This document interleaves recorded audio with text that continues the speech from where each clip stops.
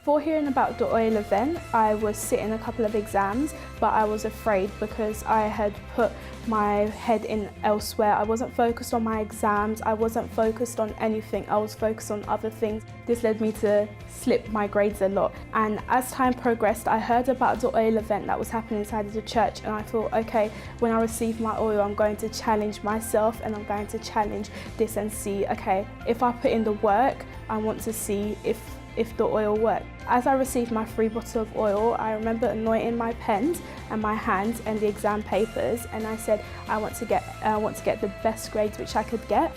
I got the best grades in my whole year. I got better than what I expected, and now I was able to go to college and do really big subjects which I've always wanted to do, which they said it was unlikely for me to do because of the grades that I originally were predicted to receive. So I'm really excited to receive another bottle of oil and see what else I can use it for and see greater results.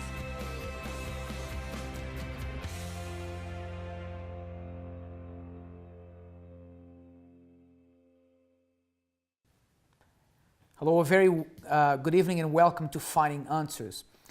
You know, we live in a society where family is the foundation of our lives. It's very important to have a solid family around us. The problem is it's become very rare to have a close family unit nowadays. And when I say rare, not that you'll need to struggle to find it for days, but it's not as common as before. Now, if you live in London, it's difficult to keep a family, to invest time in your family, because people here work so many long hours because of the cost of living. And you're faced with a choice. Do you invest time in your family or do you invest time in your career? Do you spend time with your family and you cut down hours from work and therefore are not able to provide for yourself and your family the way you want? Or you spend time with your family, or you don't spend time with them rather, and you work really hard and make some money and you can put food on the table. But then it's like something's got to give. And unfortunately, there are families that are struggling because of the lack of the presence of either the mom or the dad, because they're always at work.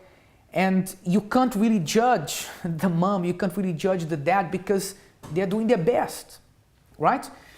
And of course, when we speak about families, we also have those that don't have a family. If you've never had a family, if you've had the misfortune of having to fend for yourself, then when someone speaks about family, it's something very alien to you. But that's not to say that you don't want to start a family of your own. The truth is, whether you've had a family or not, everyone wants that support. Perhaps you've never had a family. Perhaps you've never had someone there to stand by you. But maybe you want to build a family of your own. You want to start a family of your own. And in fact, later on, we'll be introducing you here in the show to the doctor who wanted to have a family, but his wife could not have children. How much of a conflict is that? A doctor who could not help his own wife to conceive. And you'll hear his story in just a moment. Now, I have here with me Esther, who joined us in the show early this week. How are you, Esther? Hello, Pastor. I'm very well. Hello, welcome good back evening to the at show. home. Thank you. What do you have to say about families? I mean, have things changed over the past few decades? Have things become different in terms of keeping families together? Yes, absolutely. I mean, families come in all shapes and sizes these days. Everybody's got one in some form or another. And they're just really, really important to us families. You know, if your brother, your father, your mother says something, it has a big effect. So, you know, we can go out in the world, but really what really matters is what we have at home, whatever home is. And so today we'll be putting the family under the microscope, and we'll be talking to you at home as well. We want to find out your family stories and how you're getting on and how solid you are. So yeah. Yeah. And something you said there is very interesting, because you were saying family is, you know, whatever shape it takes, it's your home. And sometimes, you know, you go through this very stressful day or stressful week, or you travel and things haven't gone well, but just knowing that you're coming home to a family brings you comfort. Yeah, absolutely. And we all know that even if you're feeling down or depressed, you can come home and just the fact that you're being silent with your family is enough for them to ask you how you are. So it works in all different ways, but it's solid and it's got to be there. It's got to be that thing. Here's the problem. The problem is that there are people who have a house, who have people who live in that house who are related to them by blood, but they don't have a family. Let me explain. You know that there are people who live under the same roof and don't talk to each other.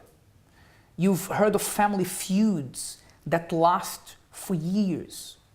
And these people are related to you. You want to be with them, you know, perhaps you love them, but something is happening inside your home that is breaking your family down. I have heard stories, I've spoken to people who used to live under the same roof, and for years they would not talk to each other. Now, Esther, imagine how uncomfortable, how terrible it must be to live in the same house with someone that you love, but because of a family feud or arguments, you cross each other in the hallway, you're making dinner next to each other, but you don't talk to each other. How uncomfortable that must be. I would say pretty uncomfortable. Basically, the people that we love the most can hurt us the most. And family is first and foremost, you know. Yeah. Can cut through you and say something and it will change your day. Yeah. So yeah. And something you said now is very interesting, because indeed, sometimes the people you love the most are those that can hurt you the most, and sometimes they don't do it intentionally. But here's the thing. If you find yourself in this situation, if you say, look, I have a family.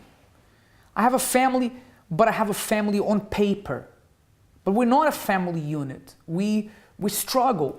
You know, we have these arguments, these massive arguments. In a way, you could say that all families have disagreements.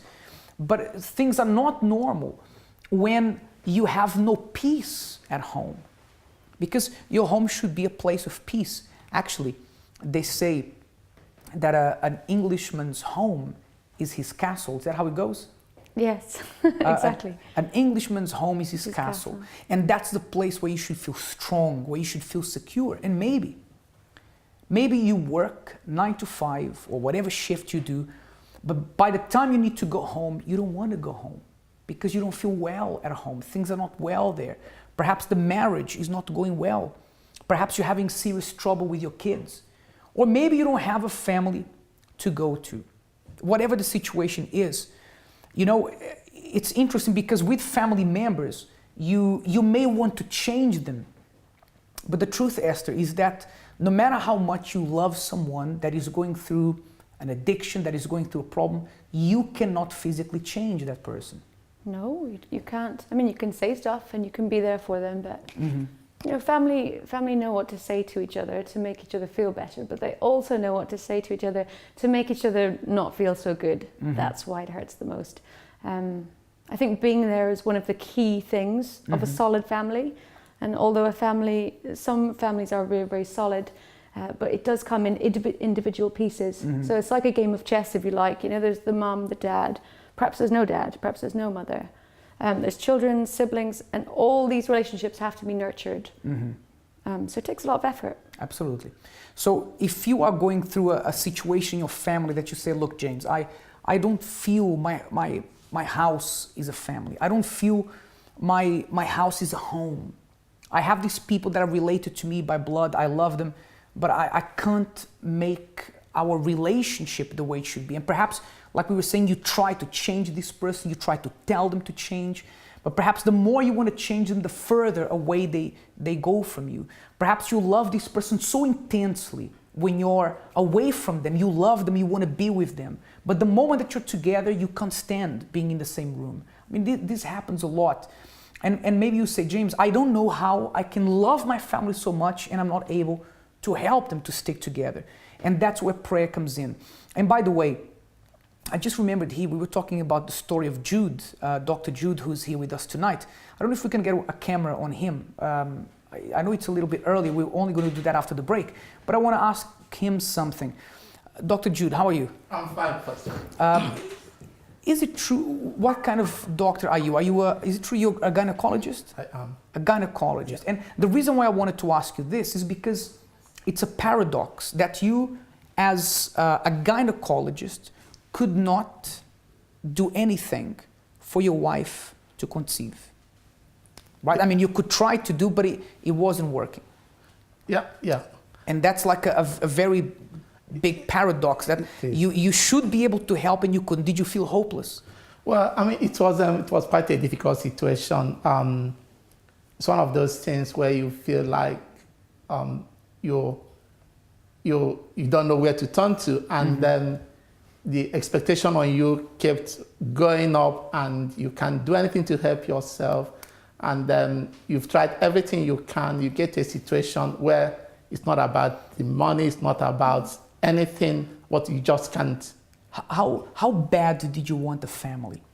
Well, family is something I've always wanted. Children. And then I've always, I enjoy staying with kids, and and it's something that was so important to me. Okay. And, but we're going to hear your story after the break. I just wanted people to hear that. Imagine how painful it was for someone who should be able to do something about this problem and could. His hands were tied, but the power of prayer changes things. And by the way, you can contact us here tonight if you say, James, everything you said about family, I'm going through this. I want the power of God, the power of prayer to reach my home and change my home. Then you can speak to us. We have a team of people ready to speak to you. The number is 020-7686-6300. 020-7686-6300. And by the way, if you send us an email now during the program, Esther will be able to access your email. She'll be able to read your email, and perhaps we can help people by praying for them with their family names. If you want to send your family names here tonight, James, I want to send the names of those in my family that are going through problems. Please pray for them. Feel free to send us an email now during the show, because if we have time at the end, we're going to be mentioning the names in the prayer. We're going to go into a short break. By the way, that email address is help@findinganswers.tv. But we'll leave it there after the break as well, so you can contact us at any point during the program. We'll be right back.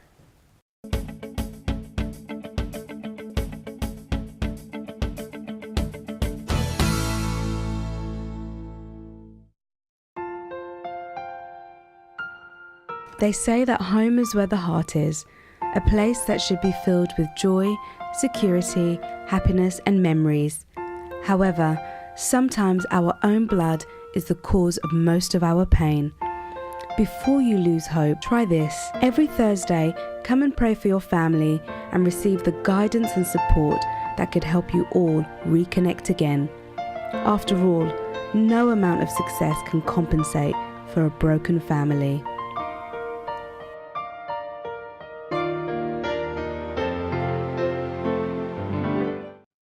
In life, there are problems that just hit you with a blow.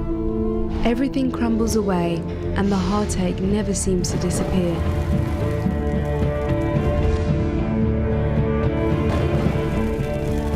Everything keeps going wrong. You are in despair. What do you do when your hope isn't enough?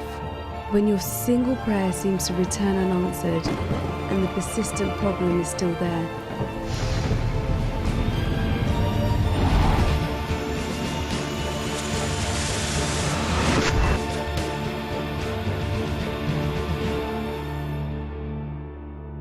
Partner with God and make a chain of prayer.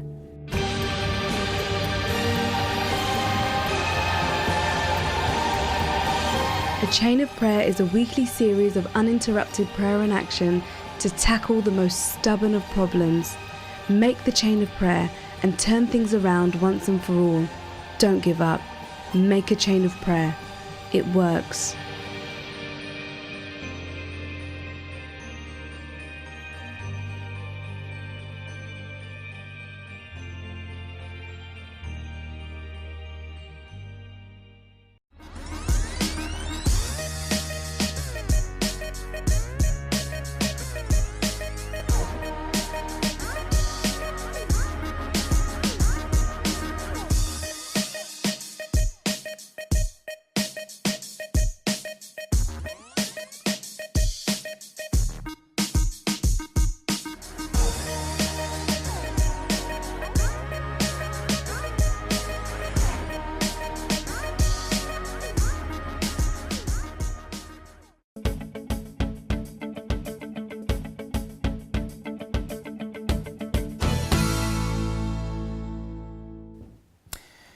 Let's now hear Dr. Jude's amazing story.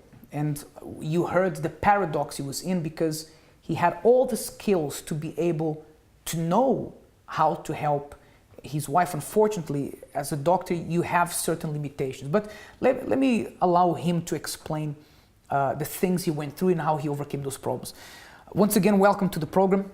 Now, Dr. Jude, how did your problems begin? I mean, I'm sure you had all the problems before the infertility of your wife or whatever it was, but how do you remember your problem starting?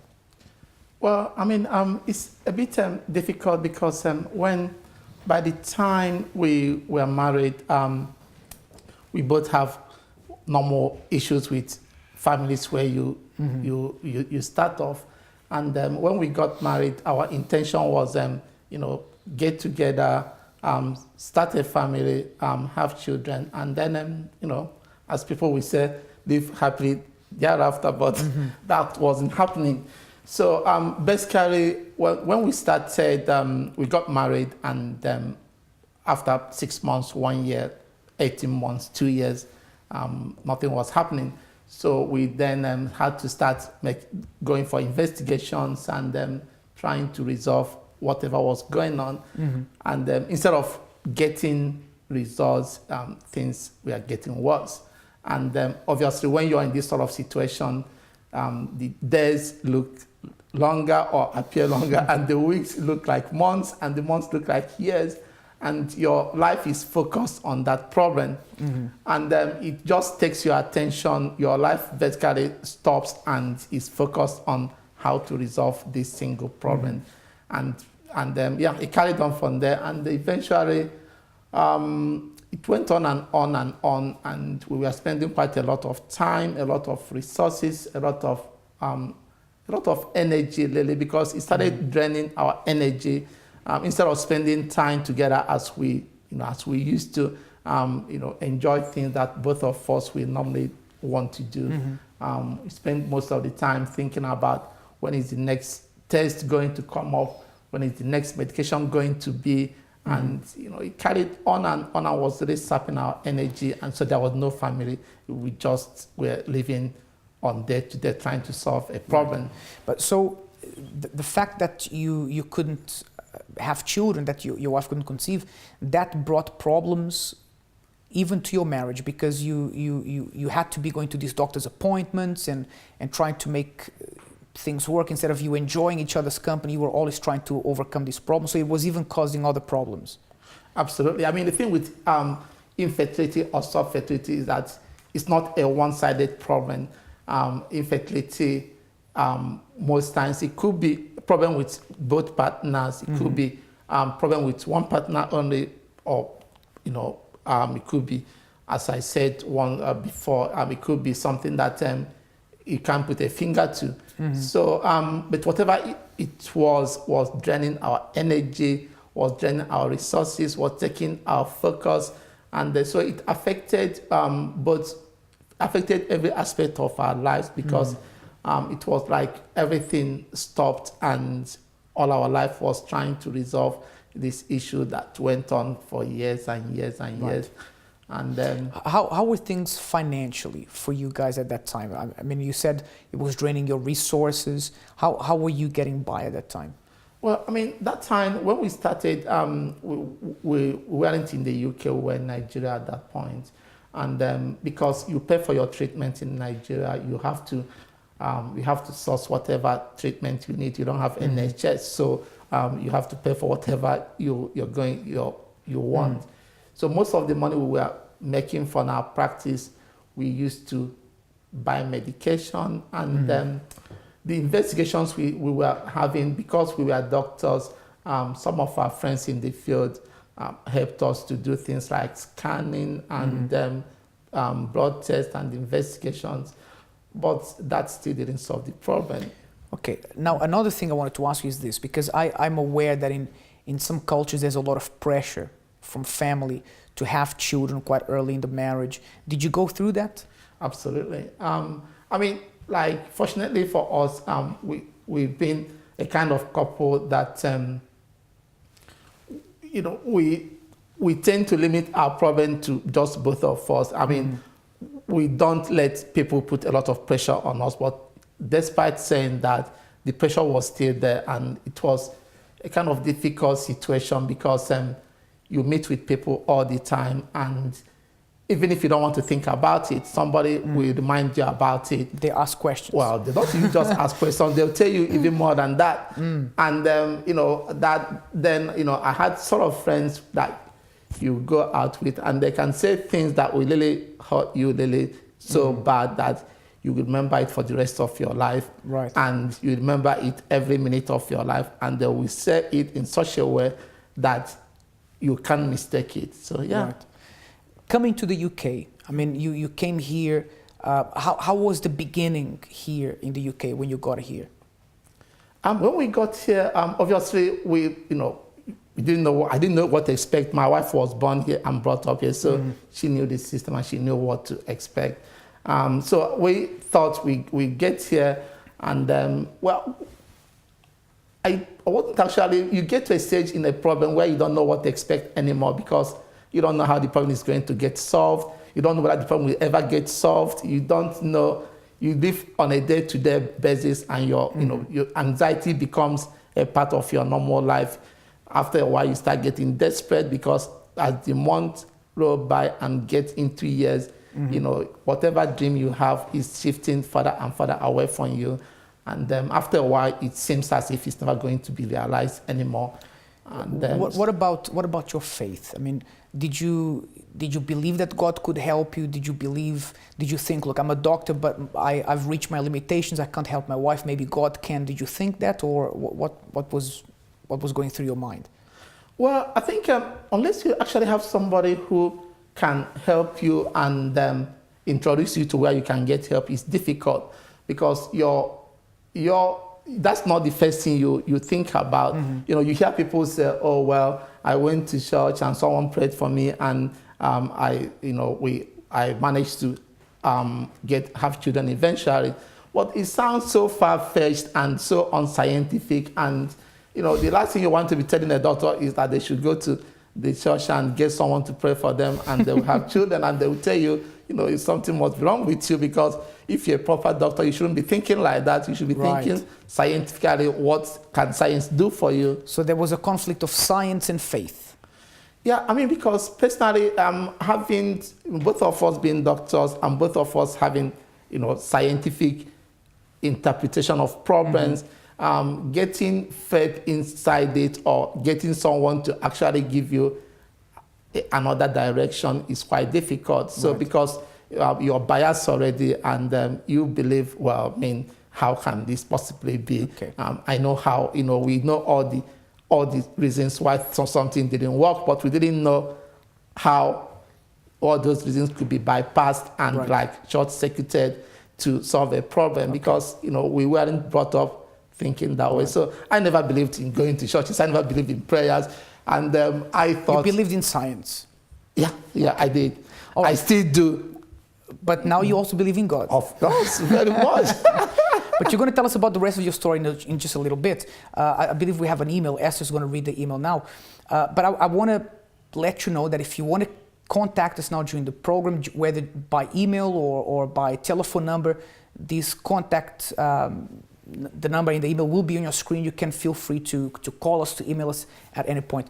We have an email, right, Esther? Yeah, we absolutely do. We've got an email from a lady and she needs some advice and some help. And Dr. Jude, feel free to advise as well. So she says, at a young age, I was basically orphaned. My father died and my mother became terminally ill through alcohol abuse. 14 years on, and due to my childhood and abuse, even though I have my own family and I'm 28, I'm struggling now to believe that I am worth this life, as I sometimes don't know how to be part of a family. And right now, my life is almost perfect, but the past is always there, and I don't want to lose what I have right now. But I doubt that my partner loves me. I doubt that I'm being a good mother to my children, as my past has definitely molded me in the way I am. I fear if I do not get help, I will lose everything because I will eventually push everyone away. Please help.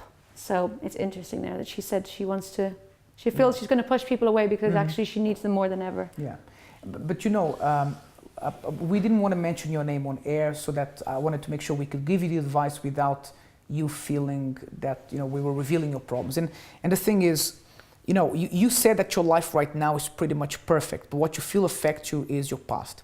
Now, the thing about our past is that it happens. You can't change your past. What you cannot allow is you cannot allow your past to affect you today, to make you become a negative person, to have a negative effect on you. So although you can't change the past, you can certainly not allow your past to affect you. This is the only thing you can do. And our past will always be there and can actually help us in two ways. And the first way is it can help you to learn from experiences you've been through. So if you've been through a broken family growing up, you know exactly what not to do, right?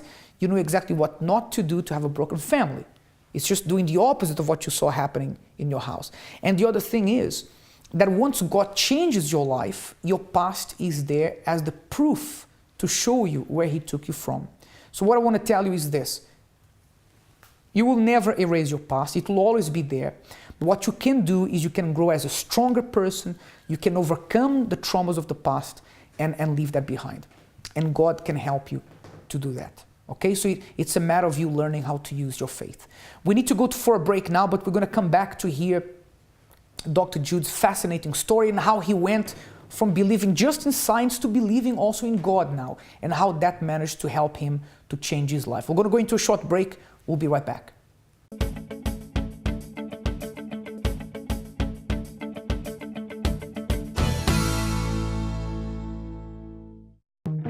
What would you do if you had to protect a great treasure? If the answer is obvious when it comes to material wealth, it should be even more obvious when the treasure is greater: your marriage.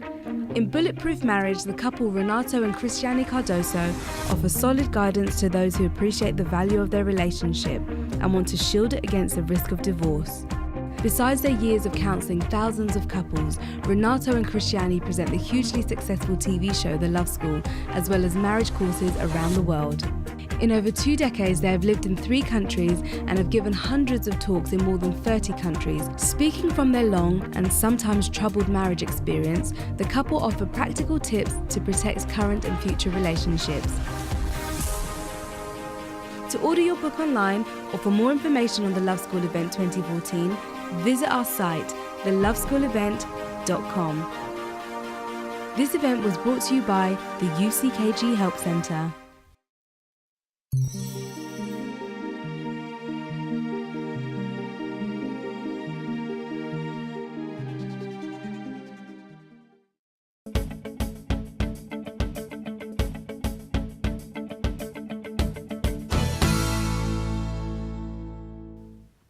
Before we go back to finish listening to Dr. Jude's story, here's what the people in London have to say about families and how families are important for us even today. Well, this is a very tricky one because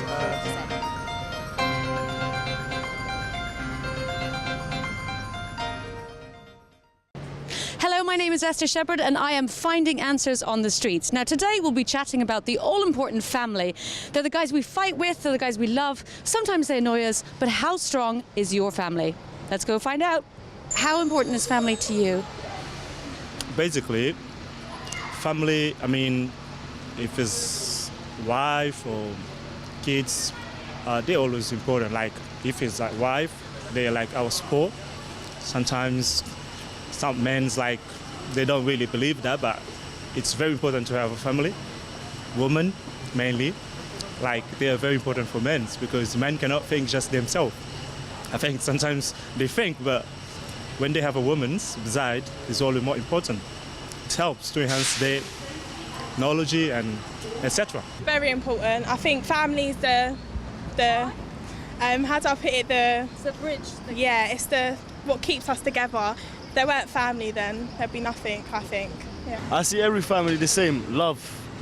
So the only siblings I have is my sister, my mom, my dad. This is what I live for. I love my family, that's what I can say. I think it's the most important family in this world. Very important, yeah. It's the core of life, isn't it? And who are you with today? My son, my friend. A lot of families suffer from having a fight or an old feud that they can't get over. What do you make of that? Do you think that's something they should get over quickly? And I think it all depends on the circumstances, if it's worth getting over. Life is too short. Life's too short. Life's too short, but you should only have people who are positive around you as well. If the family loves each other extensively, such as my family doesn't, then, you know, you kind of work it out eventually. Obviously, with my family, it takes a lot longer, but I annoy them. They probably hate me, but they have to love me because I'm spectacular. What can I say? It will depend of the person. Some people it's not easy to forgive and just keep forward, but it will depend on the character of the person, you know. But it's always good to tolerate. Tolerance is very important.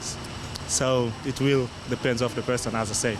It's always good to get together. So, I mean, I believe in family, so...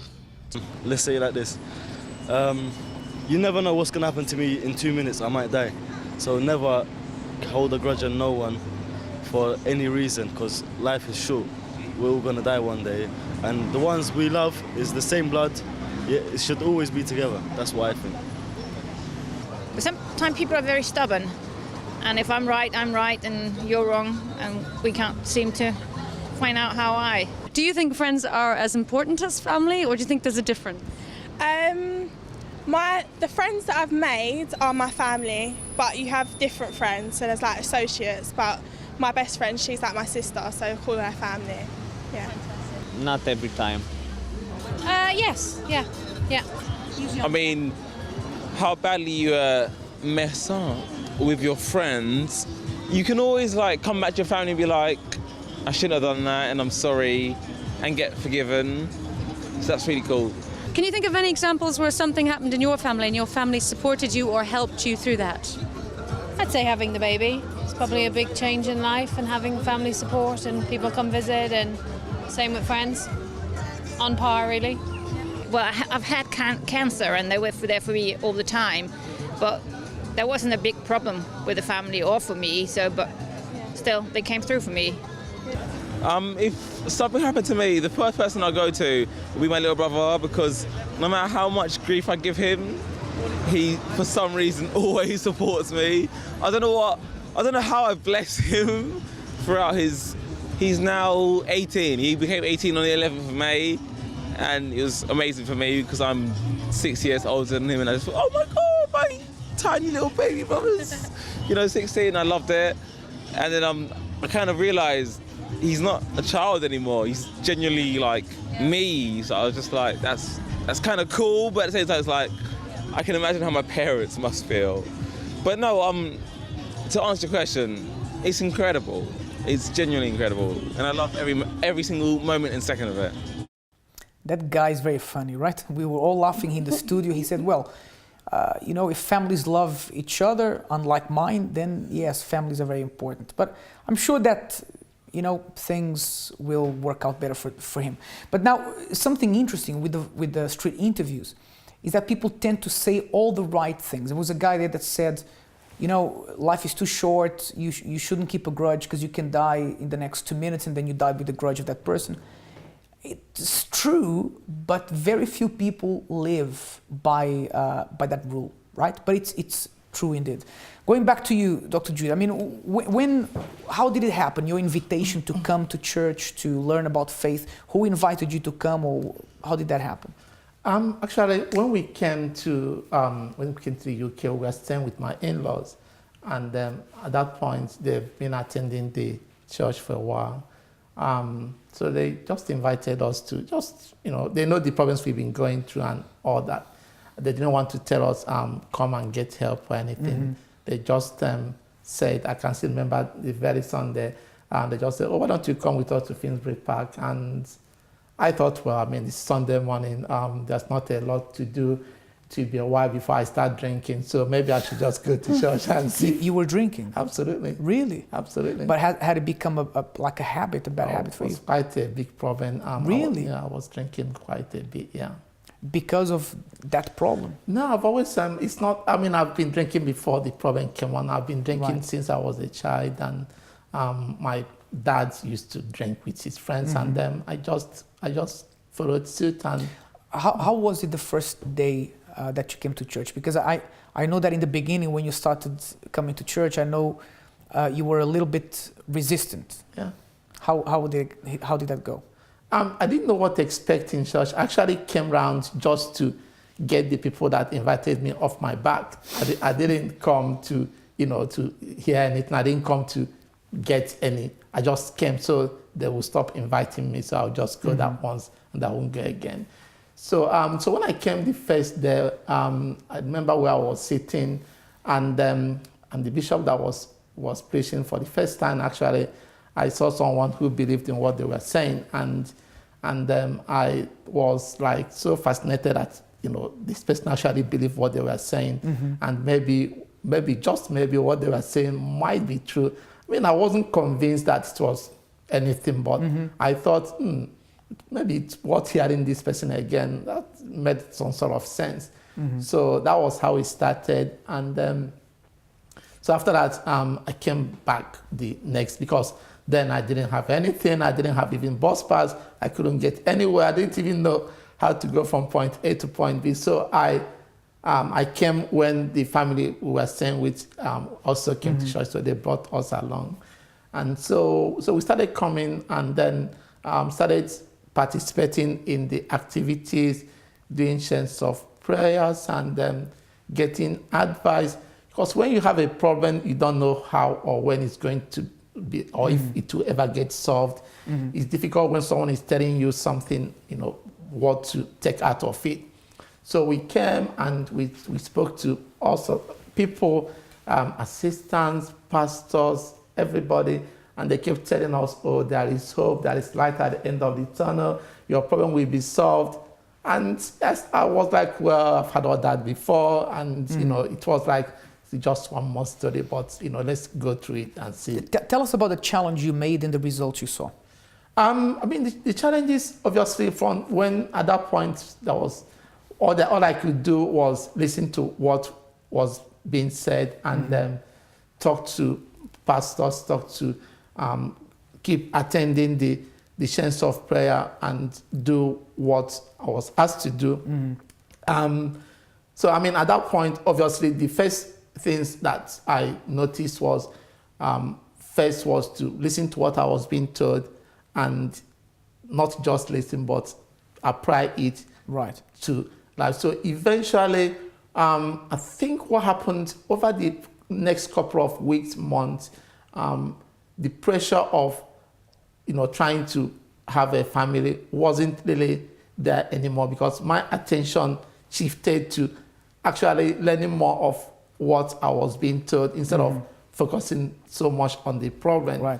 So I think most of the problems that get solved as a byproduct of actually listening to what I was being told, and we trying to apply it into our own lives. So as you were learning to use your faith, then things started to change. So in a nutshell, because we only have a couple of minutes, what changed? How is your life today? You were a doctor who didn't even have a bus pass when you came to church and had a drinking problem, right? Listen to that, guys. You at home, a doctor who couldn't even buy a bus pass and had a drinking problem. That's how you came to church. How are you today? Well, today everything is changed very dramatically. With time, virtually most of the problems that we came to church with got solved. First was I stopped drinking, which was something I've done for virtually all my life. Then I stopped getting so anxious and worried and desperate about doing this or doing that, or having children or not having children. So having our first child was almost like an incidental, was like almost a coincidence, because by that time I was more focused on learning the things that we are being taught and applying them to our life. So today we have 2 boys, Then Do you have children? we have children. We have 2 children today. That's yeah. great. And that's the power of your faith, Absolutely. right? I mean, and it's important to say that because you as a doctor, with all your good intentions and with all your efforts, doctors have limitations and they're there to help us, and everyone should visit a doctor if you have a need to. But where the doctor's limits start, that's where God starts to work, right? And you saw a result of that. How your life today is completely different. Absolutely. And today, can you afford a bus pass? Very much. But Or no more bus pass, now you drive around? yeah, I mean, by the power of the sacrifice and the teachings and the help I got from the help center, yeah, a lot is changed in my life. Yeah, That's great. So today you have a successful career, blessed family, no more drinking, not at all. apart from the water that you will drink now during the prayer, right? Absolutely. But that's great. And thank you so much for sharing your story, because people who are at home and who will think that, oh, I have this person in my family that has an addiction and he can't change, I can't change him. You changed by the power of prayer. You stopped drinking. You became a different person. Your family was restored. And so the same thing can happen in your family. Now, before we go to the break, we're going to have a very short break in just a moment, and we'll have Pastor Michael here with us. He will be reading the mail of the day, and we'll be joining him for the prayer. Any last points you want to make, Esther, before we go? Yes, I do. I have a very quick point. I know we haven't got a lot of time. So it's all very well and good saying that family is important and it's really important to have a solid family, but I want to give you a little bit of practical advice, and this is mainly for the parents out there. Eat with your family. It sounds really simple, but so many families are just not finding the time to sit down and have dinner together. Get the knives and forks out, get the kids to help you set the table and eat. Even if it's takeaway, bring it to the table and have it there. That's an awesome advice. Do you know why?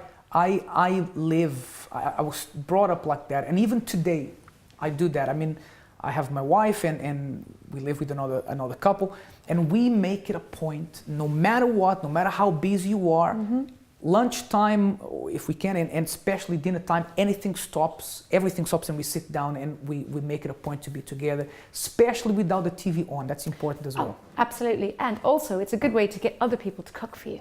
Yes. Okay, especially the TV not on unless you're watching Finding Answers. Yeah. We're going to go to a short break and we'll be right back.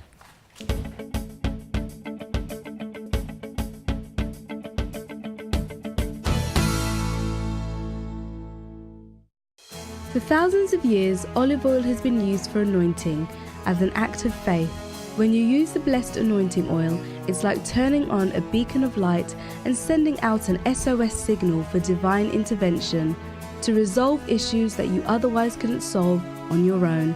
It's a sign to God that you require special attention in a time of need. Join us on 3 special days where you'll not only receive your very own set of 3 anointing oils in a box set free of charge, but you will learn how you can use them for inner healing, protection, and direction. For more information, visit uckg.org or give us a call on 020 7686 6000.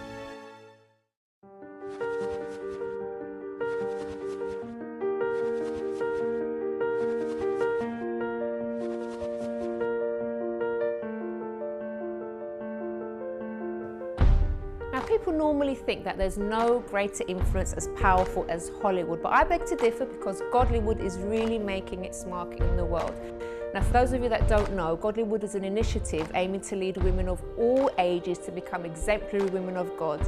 We teach women how to make a positive impact in their own lives and their families through monthly tasks and meetings. And one of the great things about Godlywood as well is that we also learn to be giving, so we go out and help our communities. And one of the ways we do that in the UK through regular visits to elderly homes to pamper them and to keep them company. We also have regular events to help abused women, and we have many more plans to help our community. I ended up overcoming lots of insecurities and bad habits, and I've grown so much, and one of the things that I finally beat was the shyness that I had, and I'm doing things that I never ever imagined that I would be doing.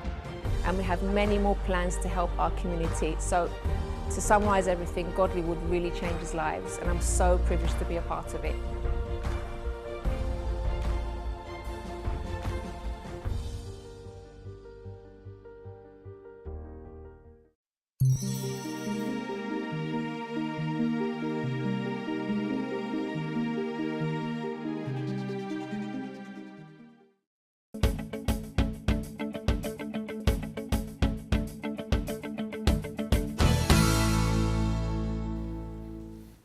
Welcome back. I have Pastor Michael Boodram here with me. Pastor Michael, how are you? Well, thank you, James. How are you? Good to have you here. Do you have the mail of the day there? Do you want to read it and give the advice, perhaps? Yes, I do. It says, "Hello there. I'm a mother of 2 children, single-handedly bringing up my children, not by choice. I am thankful for our lives, even though I'm not where I'd like to be yet. Where do I start? I was in an abusive relationship with the father of my 2 children for over 10 years. I didn't want to leave because I had my children to consider. So I hoped over the years things would get better, but never did. Finally, I took the ultimate brave step to flee from my home with my children and with the help of the police. I left this abusive relationship with nothing. I lost my home, my job, and basically I started all over from scratch. After almost 2 years in the middle of this recession, with 2 children to feed, I've only just managed to find a job. However, the job isn't permanent. Please support me with your prayers. I want to get married. I want to give love and support to a God-fearing good man who is a good role model for my children, a friend and a companion. I want the best for my children so they have a good foundation to grow up on. I want a loving and supportive husband that wants to see me prosper and do well in life, not just a boyfriend. Please, what words of advice do you have for me? Kind regards, Janet." Well, Janet, it's a good thing that you actually stopped or you got out of that relationship. And unfortunately, you're in a situation now where you are alone and you're supporting your family, your 2 children. However, it's good that you've offered or you asked for prayer. And we're going to be praying for you. And it's good that you're not rushing into anything either. You know, as a mother, now that you are a single mother, you are looking after your kids, but you have that kind of vision that, you know, my children are there, but they actually need a role model in the form of, you know, a male, a father. So it is good that you're intending to look for the right person, not only someone for you, but of course someone that's going to fit in with your children, who look out for them, who will take them as their own. So we'll be praying for you, and hopefully you will find the right person, the husband and the father of your children that you intend to. And sometimes it's a matter of perseverance, right? Because just the fact that you've tried to find the right person, the right relationship, and you haven't found yet, it doesn't mean you're not going to find. It just means you need to keep going, keep trying. And you know, sometimes it's not that you're doing something wrong or doing it in the wrong way. Sometimes you just have to keep persevering, keep going, and eventually it will happen. And never think that because you have 2 children that there isn't a man out there for you. There is probably someone out there with children as well, or who will take on board your children as his own. So, don't doubt yourself. Don't think there's no one out there for you. And that's the family we were talking about. Someone who's looking for a family, and you'll be part of that family. Now, I'd like to invite you that you prepare at this moment your glass with water. And let's do something. Today, even though your family member that you're praying for may not be there with you, when you drink that water, we are going to determine that it will be as if your family member is drinking that water, that it will heal them, it will deliver them from whatever addictions they're going through, it will restore the marriage, perhaps of your children, people that you love. We believe that prayer can cause miracles and transformations to happen. So if you can, prepare a glass with water now, let's talk to God. Prepare now for the moment of prayer. If you would like us to make a prayer and include you in the Finding Answers prayer book, send your name and prayer request to prayer@findinganswers.tv.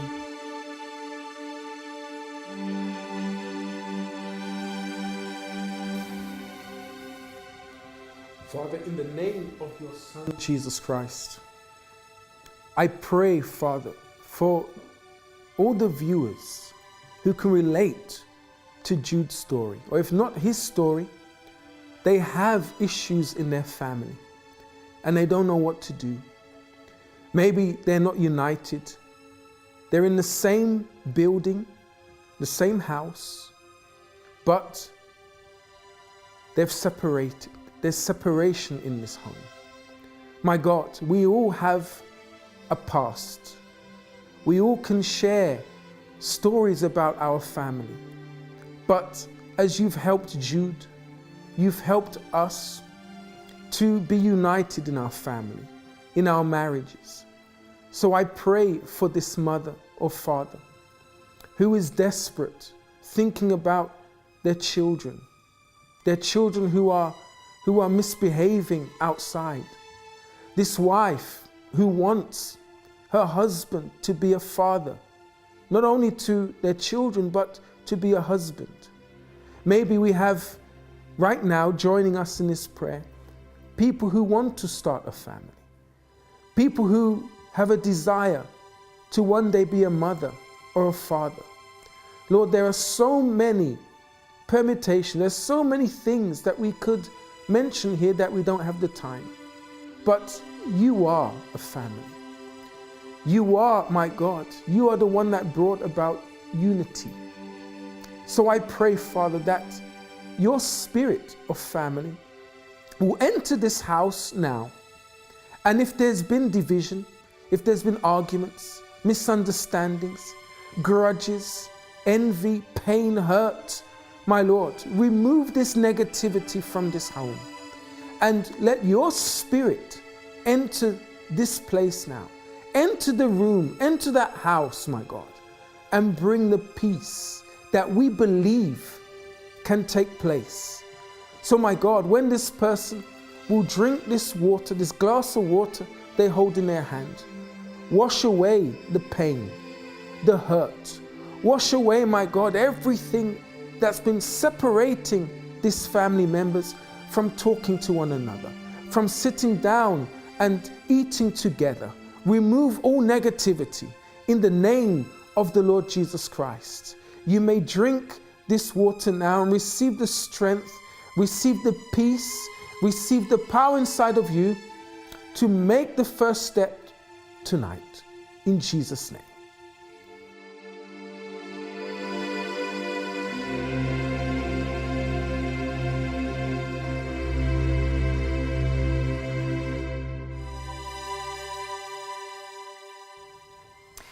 You know, remember that if you've tried everything to bring your family together and it hasn't worked, there is always the power of prayer. A prayer can help people to change. Where our hands cannot go and make people change and leave their addictions and leave their bad habits and restore broken ties, prayer can do that. Remember that, okay? We'll be back with you again tomorrow at the same time. Until tomorrow, have a wonderful night. May God bless you.